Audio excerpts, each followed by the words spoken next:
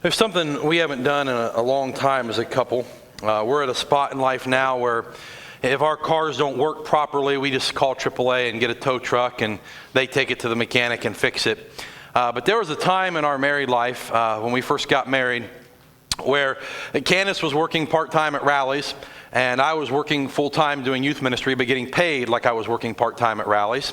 And money was not flowing very well. And so you pinch and scrimp and save, and one of the ways you do that often is in your cars, and you drive the car until it simply won't drive anymore. And then when it needs to be fixed, you think, well, I could call a tow truck, but that's going to be $150, and I certainly couldn't afford the AAA membership.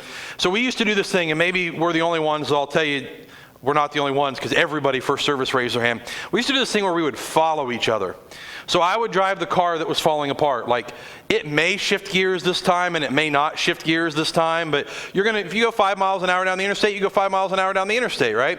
And the brake lights may work or they may not work depending on when you went over the railroad tracks, did the wires short out or not short out the last time and stay connected. And so I'd drive the car that may or may not make it, and then Candace would follow me. So if all of a sudden the car just decided to go 5 miles an hour, she didn't rear end me. Or my brake lights didn't work, she didn't run into. So she kind of could drive with her hazards behind me and protect me and keep me safe. Did anybody else do that? Or is that just, okay. So we're not the only ones who did the let's save the money on a tow truck thing. That is the image I've had on my heart as we walk through the Psalms, and we come to Psalm 23, verse 6. We're finishing the 23rd Psalm today, and I have this image of Candace following me down the road with her hazards on, keeping me safe from anything that might happen. You know the verse, it's so familiar. It goes like this: surely goodness and mercy will follow me all the days of my life, and I will dwell in the house of the Lord forever. No matter where I go, goodness and mercy will follow after me. No matter what circumstance I find myself in, goodness and mercy will follow after me. They will protect me. They will keep me safe. They will provide for me. I was thinking about those two words, goodness and mercy. They are loaded Old Testament theological words. Goodness is a word that appears more than 500 times in the Old Testament. And almost always, the vast majority of the time, it refers not to our goodness. It's not, oh, I made a turkey burger and it was good. Or, wow, they did a really good job on your haircut. Or the air conditioning feels good. The word goodness, when it's used in the Old Testament, the vast majority of time refers not to human goodness, but to the goodness of God. Most famously, we find it used repeatedly in Genesis chapter 1. Remember how the story goes? And God separated the night from the day, and it was... And God put all the creepy crawly animals and all the big stompy animals, and it was... And God put the fish in the water and the birds in the sky, and it was good. Because when God makes something, when God provides something, when God takes care of a situation, it is good. And so that first word there that follows us is the goodness of God, the perfecting goodness of God, the goodness of God that makes everything right no matter the situation. No matter what circumstances you find yourself in, no matter what situation you've created for yourself, no matter what situation someone else has created for you, on good days and bad days and happy days and sad days and lonely days and anxiety-filled days, on all of those days, there stands the goodness of God, following you down the trail, making sure you are provided for. The second word that's used there is mercy, or some of your translations may translate it loving kindness. We talked about this Hebrew word a few weeks back when we were in Zechariah, and we talked about practicing justice and practicing mercy. That word hesed is a Hebrew word. It's the word we use for God's covenant love. His love that is faithful when we are unfaithful. His love that shows mercy when we do not deserve it. His love that loves us even when we have done everything in our power to get rid of him. This is the love that causes the Father to run to the prodigal son. This is the love that causes God to restore Israel even after they have ruined everything. This is the love of God that you cannot out-sin, you cannot outrun, you cannot out-rebel. It is the love of God that never fails no matter what. It is said, the unending, unfailing, covenant love of God that follows you all the days of your life.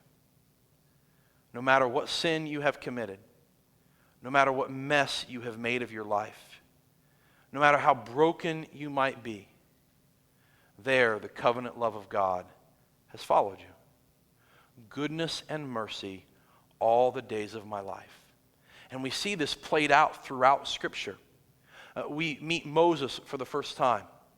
Moses is this little baby adopted into the family of Pharaoh, right? Raised to be a prince of Egypt, an administrator, a military leader, someone of importance. Can you imagine what God could have done with a Hebrew man placed second or third in command of the Egyptian empire? The good he could have done for his people if he had just bided his time. It would have been like Joseph all over again, protecting the people of God. And Moses throws it all away because he can't control his temper.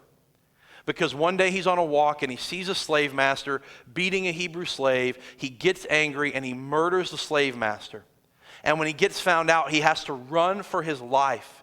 And he spends 40 years wandering the desert. And if you remember, when we find him in Exodus chapter 3, he is on what the Bible calls the far side of the wilderness. He is as far away from the center of power and influence as is geographically possible. And who finds him there? The goodness and mercy of God. The bush catches on fire, but it is not consumed. The voice calls out to Moses. God says, Moses, you screwed up, but I'm not done with you. You may think you don't have the skills. You may think you failed, but I'm still going to use you. You're still going to lead my people out of Egypt. Yeah, you may have killed a man. You may have lost your temper. You may have thrown. I'm not done with you yet. You can make all your excuses and all of your reasons, but I am here to provide for you and forgive you. My goodness and mercy have found you even in your exile. For they follow you all the days of your life. Or what about the story of Elijah? You remember Elijah on Mount Carmel, right? He has this mountaintop experience. He calls fire down from heaven. He defeats the prophets of Baal. They kill the prophets of Baal. It's this great victorious moment. And then in the very next chapter of the Bible, Elijah's running for his life because Queen Jezebel, not so excited about the fact that he killed all of her prophets. Not so excited about the fact that he ruined her religion. And so she begins to hunt him. And we find Elijah lying down underneath of a tree in the middle of the wilderness, basically saying, God, kill me now. God, I did everything I could do and it didn't work. No one else believes in you. I'm the only one left. I've done my best. I'm not good enough. God, I quit. Take my life. I don't want to be here anymore. And what finds him there? The goodness and mercy of God. God sends an angel to feed him and provide him with rest and nutrition. And then he leads him to this cave in the side of a mountain where Elijah meets God in the form of a still small voice. And then he guides him to people like Elisha who will walk beside him and minister with him. God sees him in his depression and his despair, and the goodness and mercy of God follow him there, even into his depression. What about someone like Peter? Peter the loudmouth, Peter of the great confession, Peter of the great boldness, and also Peter of the great denial. Peter who watched Jesus on trial and 3 times in one night said, I don't know the man. I have never met him. I'm not one of them. Don't associate with me. I swear to you, I don't know the man. And then the rooster crows. And we meet Peter again in John 21, right? Peter, do you still love me? Lord, you know I love you. Then feed my sheep. Peter, do you still love me? Lord, you know I love you with all that I am. Then take care of my sheep. Peter, are you sure you love me? Lord, I love you more than I love myself. Then take care of my church. I still got plans for you, Peter. Did you mess up? Of course you messed up. Did you make a mess and embarrass yourself? Of course you did. But that doesn't mean I've stopped loving you. That doesn't mean I've stopped caring for you. It doesn't mean I don't have plans for you. Peter, you're going to get up in just a few weeks and you're going to preach the very first Christian sermon, and thousands of people are going to be baptized because of your testimony. I'm not done with you just because you've made a mistake. See, the goodness and mercy of God followed Moses into his exile. They followed Elijah into his depression. They followed Peter into his screw-up, because the goodness and mercy of God follow the sheep of God all the days of their life. No matter where we go, there come the goodness and mercy of God. And I think that's such an important message for us to hear, because most of us live in what I call the in-between spaces. The Bible has all of these great sin and restoration stories. We just told you 3 of them. We could go on all morning. Where we see somebody screw up. Moses kills the Egyptian, David has an affair, Elijah's depressed, Jonah doesn't go to Nineveh, Peter denies Jesus, on and on and on. We see all of their brokenness, and then we see the restoration. Jonah gets a second chance, Peter gets reinstated, Moses is used to lead the Exodus, and we get to see all of these great things. But many of us, we live in the in-between space. And the in-between space is this thing we call shame, where we know we have messed up, and we're not sure there's a future for us. Biblically speaking, Jesus really only encounters 2 types of people. He encounters those who wrestle with shame and those who wrestle with self-righteousness. No, I'm good. I got this, Jesus. I don't need you. Now, I've got a sermon for the self-righteous among us, but we're not going to preach it today. But Jesus doesn't have very nice words for us. Okay? But to those who wrestle with shame, Jesus says repeatedly, I love you, it's okay, it doesn't matter how bad you've messed up, my goodness and mercy have you covered. You know where shame first appears in the Bible? All the way back in Genesis chapter 3, the very beginning of the story. Now the word doesn't show up in Genesis chapter 3, but the emotion certainly does. There's this weird verse that's tucked in at the end of chapter 2 that doesn't make any sense without chapter 3. The chapter 2, the creation story of being made in God's image, it appears, this is the very last verse in chapter 2. Both the man and his wife were naked, yet felt no shame. It's kind of a strange verse if you don't know what comes next. Because what comes next is the serpent shows up, he tempts Adam and Eve, they both eat of the fruit, and then God comes walking in the garden and he says to them, hey, where are you guys? And do you remember what Adam responds? We hid because we were naked. Well, what changed? They were naked in chapter 2 as well. Why weren't they hiding in chapter 2? It's not that being naked changed. What changed is their shame. Because in that moment, as they ate of the fruit, they realized we have messed up. And maybe God doesn't love us anymore. Maybe God doesn't want us anymore. Maybe we have screwed this thing up so badly that there is no future for us. And so we're going to hide because I can't believe how bad. He gave us one rule. We had one job and we butchered it. And shame enters the world. And they hide from God. And many of us who wrestle with shame, we spend our lives hiding. We put on masks so that nobody really sees who we are. Because you're afraid that if I knew what you really thought, if I knew those things you really said in your quiet places, if I knew the things that you had really done in your past, that I would never, ever talk to you again. As one preacher put it, that's okay, because if you knew what went on in my heart and in my mind and the things I'd done, you'd never listen to me. And so we put on these masks where we hide because we are ashamed. And what we need to hear, whether we are Moses ashamed of his murder. I mean, what do you think Moses did for 40 years in the desert? Do you not think he woke up every morning going, man, I can't believe how bad I messed this up. I can't believe all the privileges God gave me, all the opportunities God gave me, and I threw it away. You don't think Moses wrestled with shame? Why do you think Peter ran out into the night weeping bitterly, the Bible says?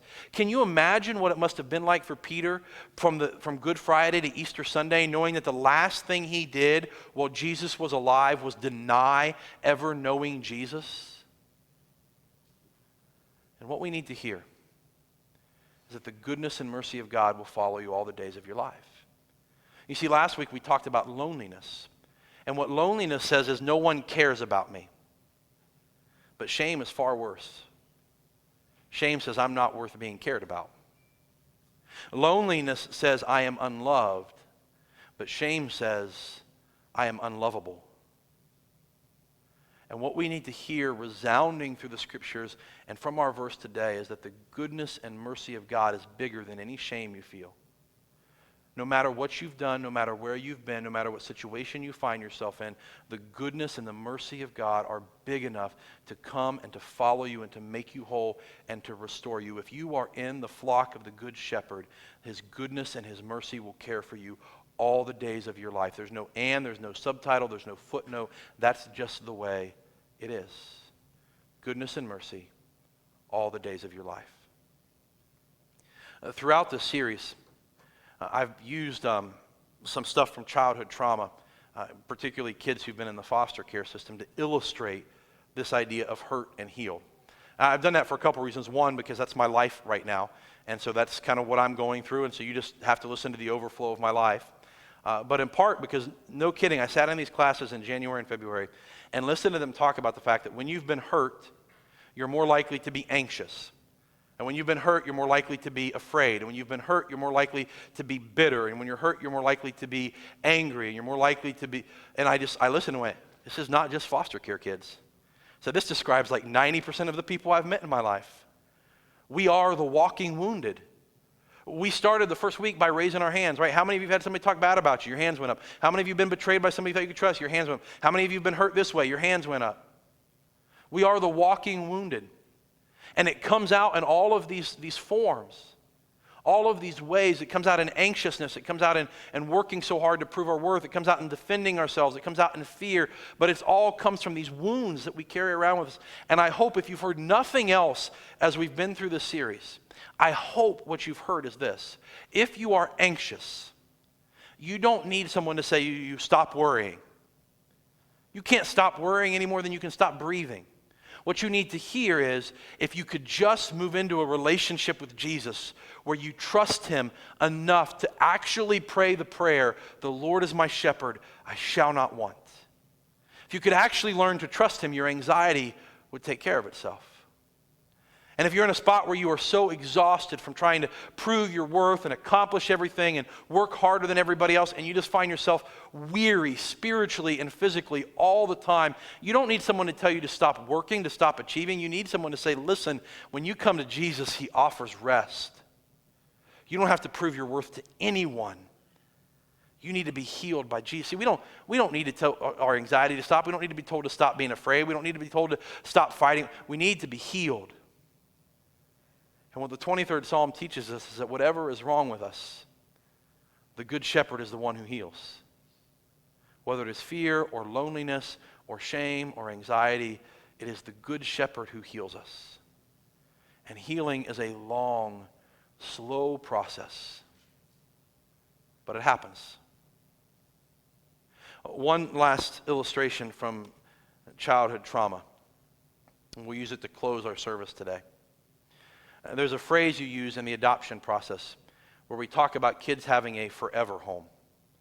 And we use that phrase because for many kids, by the time they reach their adoptive home, they have lived in 2, 3, 4, 5, 6 different placements. Okay, a typical kid will go be with their biological parents, and then maybe they'll end up with grandma and grandpa for a little bit, and that doesn't work out. So then they end up in the foster care placement, but mom starts to get her life together, so they get to go back with their biological mom for a while, and then that doesn't work out, and they're back in a second placement, but the second placement doesn't really fit, so then they're in a third placement, and it's placement 4 or 5 before they ever end up where they're going to stay. And so like the percentages are, over half of kids will be in at least 2 placements. 40% will be in 3 or more, and a third will be in 4 or more placements before they end up in their adoptive home. And so a lot of kids, they get to be 5 or 6, and they've lived in 7 or 8 different homes. And they don't have homes so much as they have places where I stay until they move me again. And so we use the language of the forever home. This is the home where you're going to stay. This is the home where nobody's ever coming to take you away again. I'm going to be your dad forever. And she's going to be your mom forever. And there's nothing you can do to mess that up. There's nothing that can happen to change that. This is your home from now until forever. It's not like all those other places where you've been and it didn't work out. This is your forever home. I want to show you a short video clip that illustrates just how powerful this is in dealing with shame. The clip is from a movie that Candace and Micah and I watched about 2 weeks before we flew to Florida to pick up Dre and T. The movie is called Instant Family. And the basic plot line of the movie is there's this couple who gets into foster care, and they end up with this sibling group of 3. By the time we get to the scene I'm going to show you, they're roughly like 10th grade and 6th grade and 3rd grade, though the movie covers about 2 years of time because that's how long the process normally takes. And so what happens in the scene right before the one I'm going to show you is they have just been to court, and the court has declared that the biological mom is going to get custody back. And so the caseworkers show up and are supposed to have mom with them. And the 3 kids are supposed to get to go home with their biological mother, except for she doesn't show up. She actually was so overwhelmed by the stress of it that she went and began to abuse drugs again over the weekend. And when the caseworkers find her, she is no longer capable of having the kids. And so the caseworkers have come to say, mom's not coming. You're not going home with mom. And the 2 youngest don't ever really remember living with her, but the oldest one is so devastated by this news that she takes off running.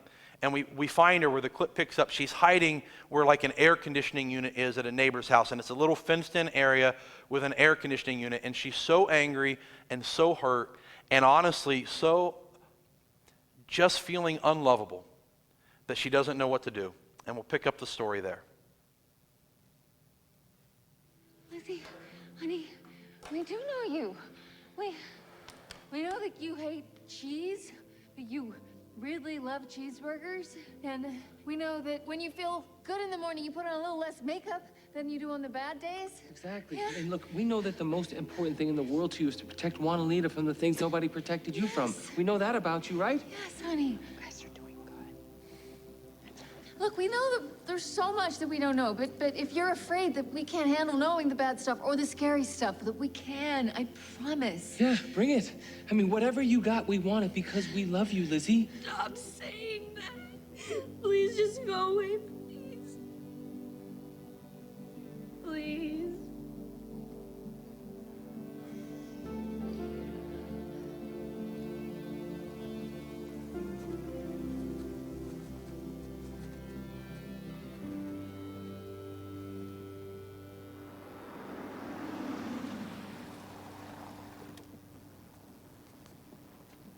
Is Lizzie okay? She's a little upset right now, buddy.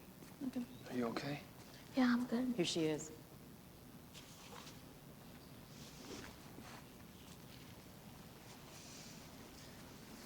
So, here's what I think is best.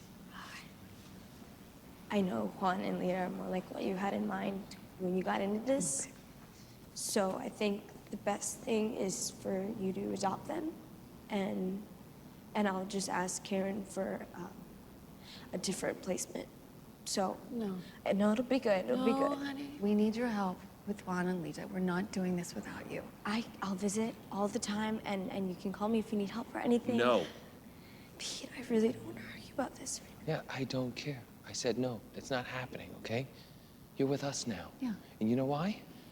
We've got a cosmic connection. That's right, we've got a cosmic connection. I know you feel really sorry for me right now, but you really don't It's have got to. nothing to do with what just happened. Where's the court statement Ellie gave you?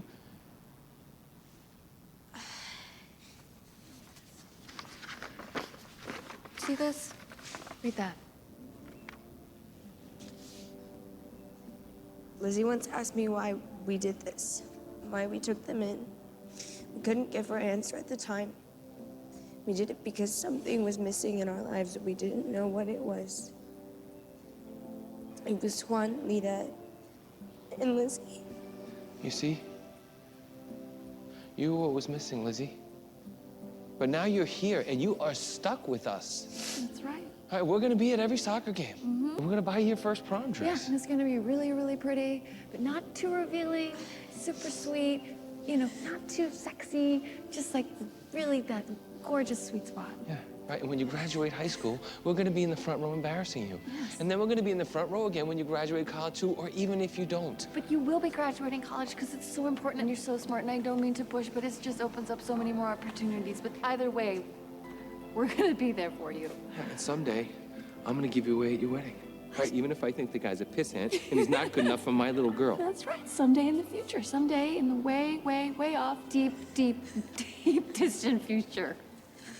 Lizzie, can we go home now?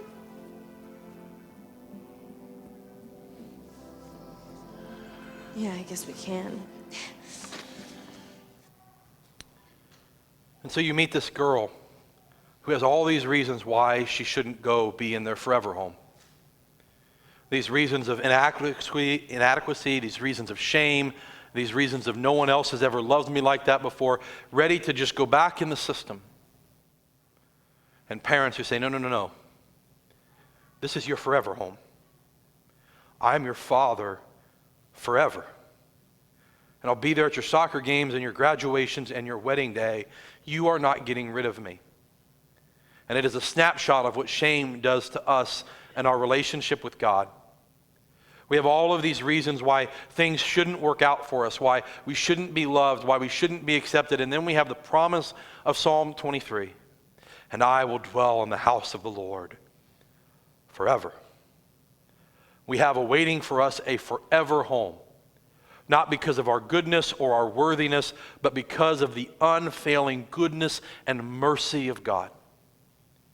He is our Father forever and ever, no matter what. And so we end this series with that promise.